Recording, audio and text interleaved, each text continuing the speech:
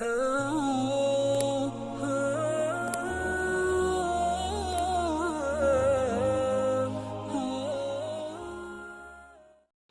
اللہ الرحمن الرحیم۔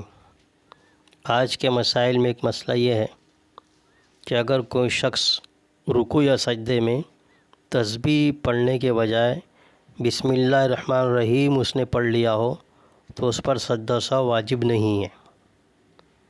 دوسرا مسئلہ یہ ہے کہ اگر کسی شخص نے نماز کی حالت میں کسی عارض کی وجہ سے اللہ اللہ کہہ دیا یا الا اللہ کہہ دیا ہو تو اس صحیح قول کے مطابق اس کی نماز درست ہے، اس پر سجدہ سہو واجب نہیں ہے۔ تیسرا مسئلہ یہ ہے کہ اگر کسی نے بلند آواز سے اعوذ باللہ یا بسم اللہ یا بلند آواز سے آمین کہہ دیا ہو تو اس پر سجدہ سہو واجب نہیں ہے۔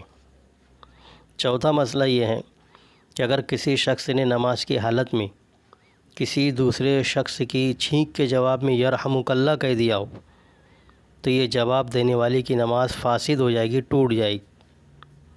اور اگر خود چھینکنے والے نے اپنے آپ پر الحمدللہ کہا ہو تو اس کی نماز فاسد نہیں ہوں گی۔ اور ایک مسئلہ یہ ہے کہ اگر مقتدی نے رکوع کی تسبیح یا سجدے کی تسبیح 3 مرتبہ پوری نہیں پڑھی کہ اس کے پہلے ہی امام اٹھ گیا تو چونکہ مقتدی کے لیے امام کی تابعداری واجب ہے اس لیے امام کے ساتھ مقتدی کو بھی سر اٹھا لینا چاہیے۔ تسبیحات کی تعداد پوری کرنے کی غرض سے تاخیر نہیں ہونی چاہیے۔ اور رکوع میں اتنی دیر ٹھہرنا کہ ہر عضو اپنے موقع پر برقرار ہو جائے، اتنا ٹھہرنا واجب ہے۔